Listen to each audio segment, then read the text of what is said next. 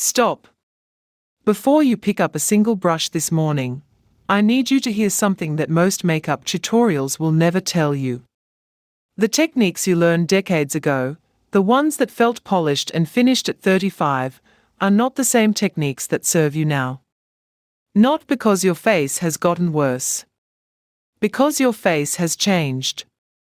And makeup that ignores that change does not just fail to help. It actively ages you. It highlights the very things you are trying to soften. And nobody in your life has probably been honest enough to tell you. And I want to say something before we begin that matters. This is not about wearing less makeup. It is not about going natural or giving up on products you love. It is about the specific techniques that serve the face you have now, not the face you had at 30, not the face your makeup routine was built for, but the face that is looking back at you in the mirror this morning. Some of these fixes are additions. Some are subtractions. All of them are adjustments in placement, pressure, and understanding. In the next few minutes, I am going to walk you through 6 makeup mistakes that are quietly aging the faces of almost every woman over 60 who makes them.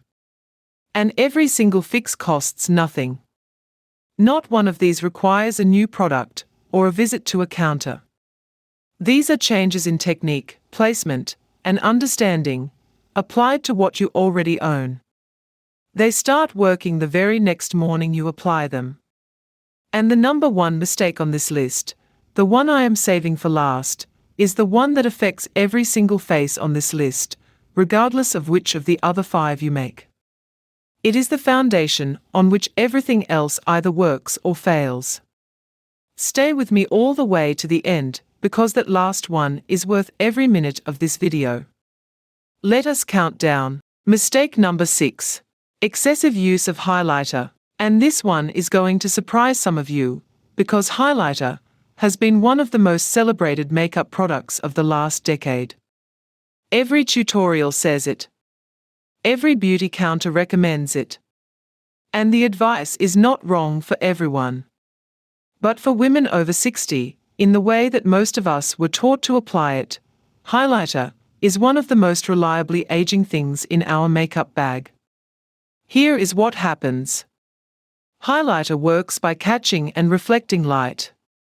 That is its entire purpose. And what it reflects is not just luminosity. It reflects texture. Every surface that catches light becomes more visible, not just the smooth skin that was there at 30, but every fine line, every pore, every textural change that has happened on the face since then. When highlighter is applied to the cheekbones, the nose, the brow bone, and the upper lip, as most tutorials recommend, it creates a series of lit zones across the face that draw attention to the texture of the skin rather than the structure beneath it. On younger skin with minimal texture, this is flattering. On mature skin with natural texture, it has the opposite effect. The fix is not to give up highlighter. It is to understand where light actually flatters mature skin. The eye area, specifically the inner corner of the eye and just below the brow bone, responds beautifully to a very small amount of light because it opens and brightens the eye. This is the one place where highlighter serves mature skin well. Everywhere else, the cheekbones, the nose, the cupid's bow, the temples, replace highlighter with a luminous foundation or a skin tint that gives the whole face a glow rather than creating lit points across textured skin. Glow from within rather than light reflected from specific points.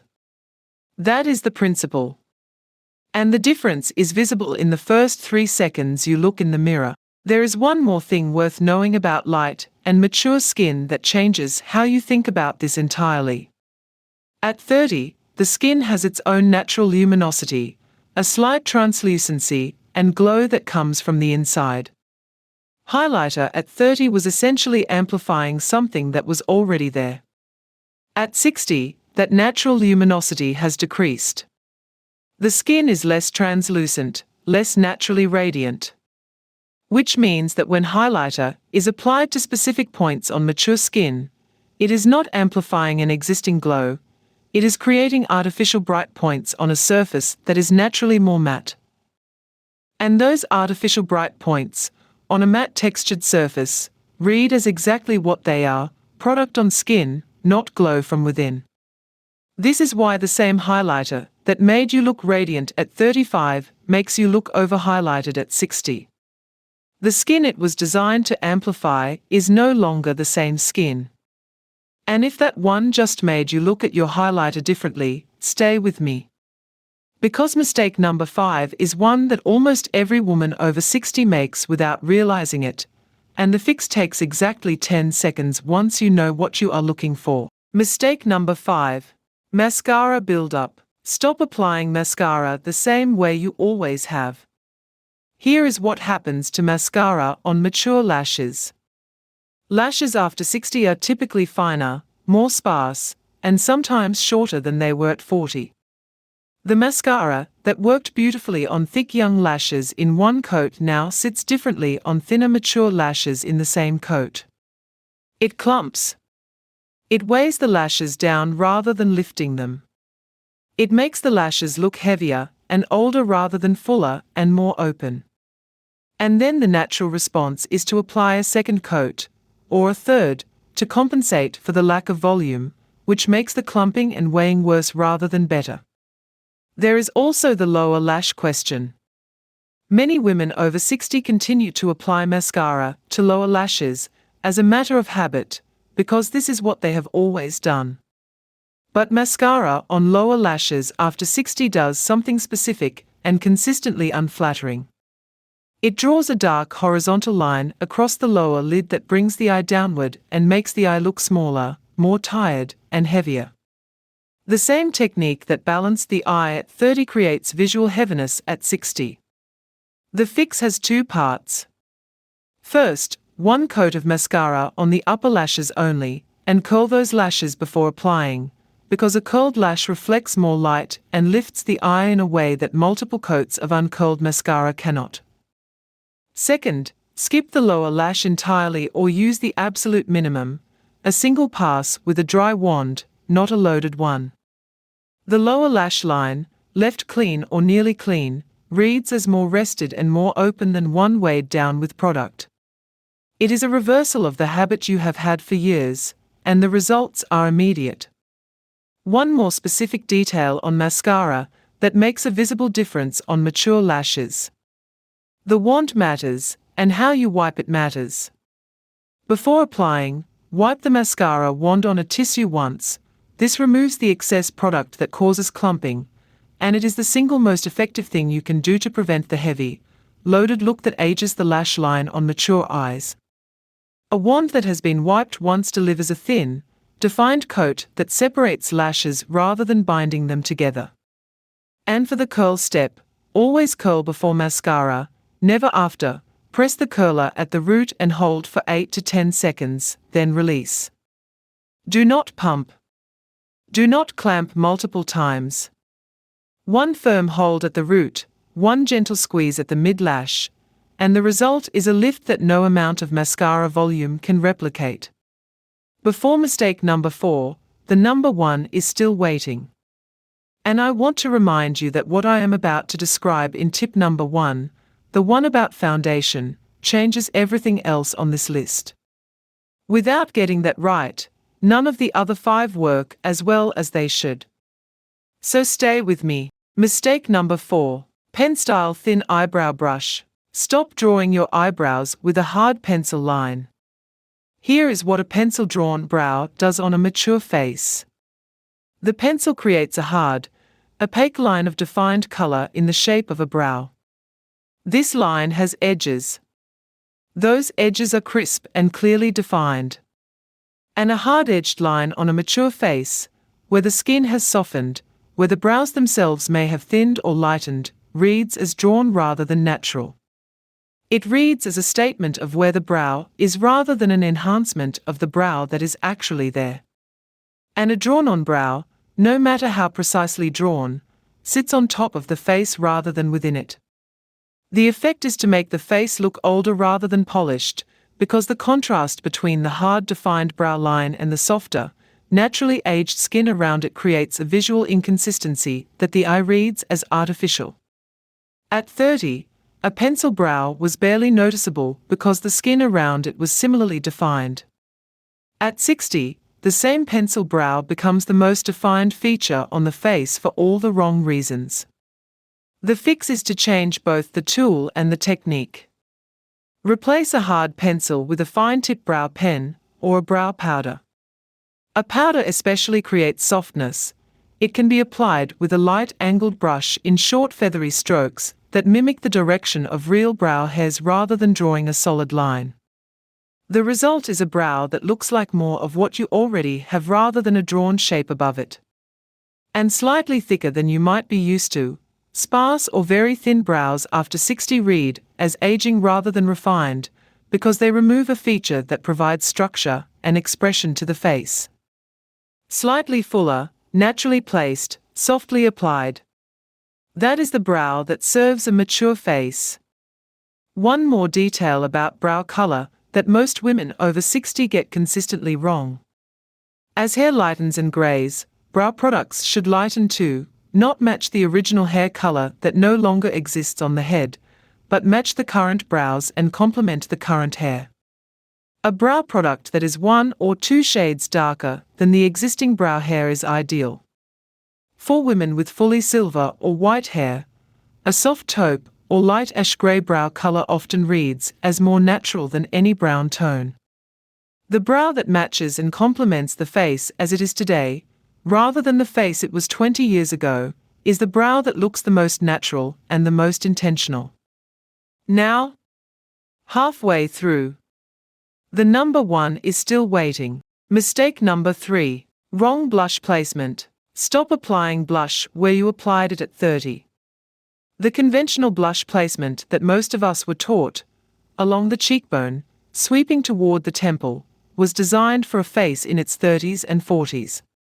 It works on a face where the cheeks are still relatively full and the skin is still relatively lifted. On a mature face after 60, where the cheeks have softened slightly and the overall structure has shifted slightly downward, the same blush placement in the same position produces a very different effect. It lands lower on the face than it did. It follows the direction of the tissue rather than lifting against it. And it creates warmth and color in a place that reads as heavy rather than lifted. Here is what the wrong blush placement does to the face over 60. It creates a warm zone in the lower half of the cheek that pulls the eye downward. The face reads as heavier at the bottom than at the top. The overall impression is of a face that is settling rather than lifting. This is the opposite of what blush is supposed to do.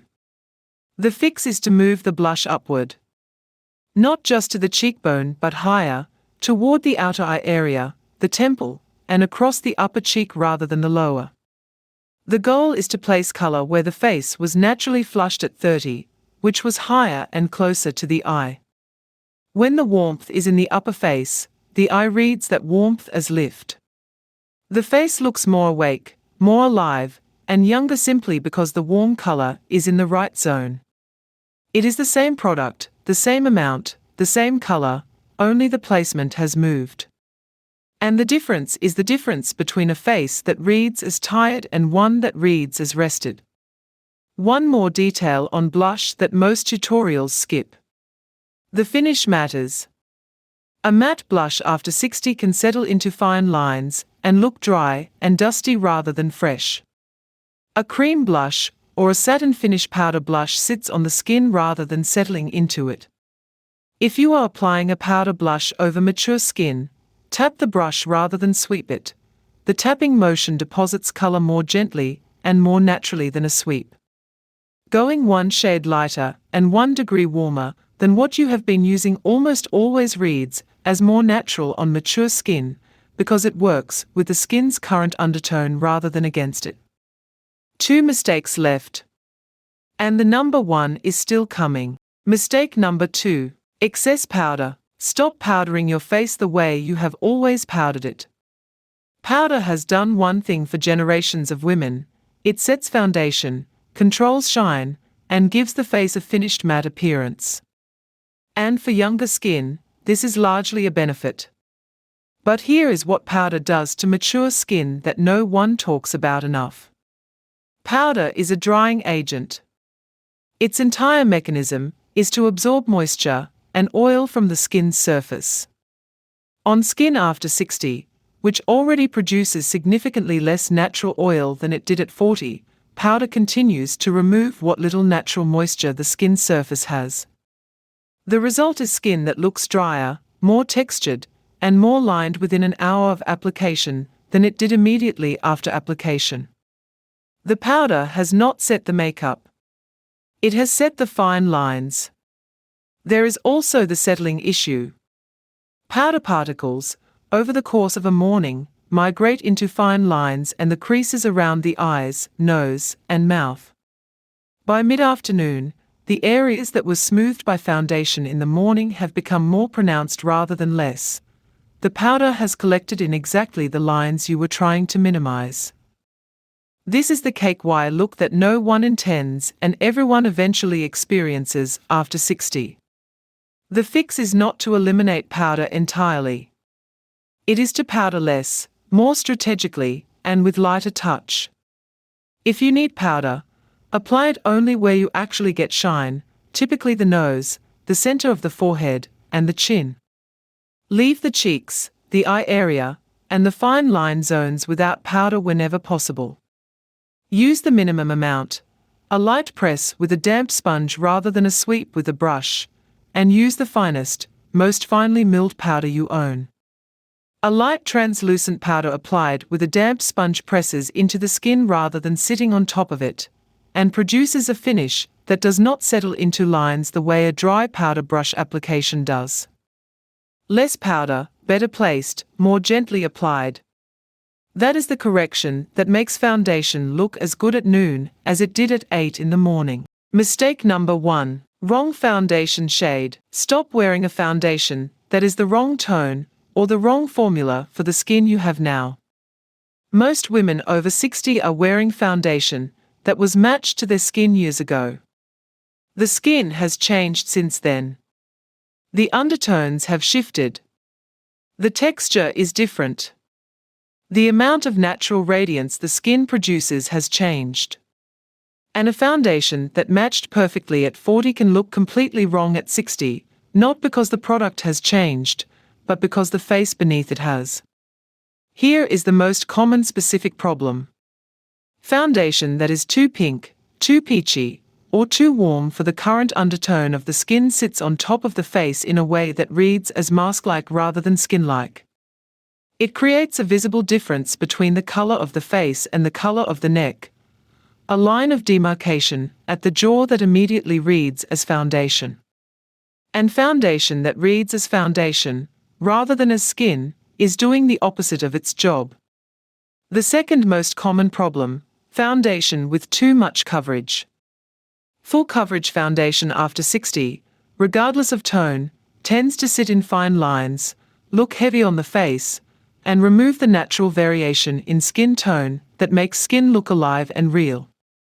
A face covered in full coverage foundation after 60 often looks older than a face with minimal foundation that shows some of the actual skin beneath, because the flatness of the coverage removes the dimensionality that real skin has. The fix has two parts. First, get the undertone right, now, not years ago. Hold the foundation against your neck in natural light, not store fluorescent light. The foundation should disappear into the neck rather than sitting on top of it. If you can see where it ends, the tone is wrong. Second, go 1 to 2 shades lighter in coverage than you think you need. A serum foundation, a skin tint, or a medium coverage foundation applied with a damp sponge and buffed into the skin rather than painted onto it will almost always look better on skin over 60 than a full coverage formula applied with a brush. Here is the specific application technique that makes the difference between foundation that sits on mature skin and foundation that becomes part of it. Dampen a beauty sponge until it is fully expanded and then squeeze out the excess water until it is just barely damp. Apply a small amount of foundation to the back of your hand. Pick up the product with the sponge using a dabbing motion, not a sweeping one. Then press and bounce the sponge across the face rather than dragging or wiping it. The bouncing motion pushes the product into the skin from beneath rather than across the surface, and the slightly damp sponge shears out the coverage as it applies, so that the result is thinner and more skin-like than any brush application. This one technique, damp sponge, press and bounce, sheared out coverage, is the single most consistent improvement I see in how foundation looks on women over 60 when they switch to it. No new product. Just a new motion. And the foundation that you have been wearing for years looks completely different. Before we close, here is the single principle that connects every mistake on this list. Makeup after 60 is not about more. It is not about coverage, definition, or intensity. It is about understanding what light, color, and texture are doing on a face that has changed. Every mistake on this list comes from applying techniques designed for a different face to the face you have now. And every fix is simply paying attention to what the face actually needs rather than what the habit expects. You do not need a new product to apply what you learned today. You do not need a new routine. You need to apply what you already own differently. Lighter hands. Better placement. Less where it settles and more where it lifts. Less where it adds weight and more where it adds light. That is truly all that needs to change.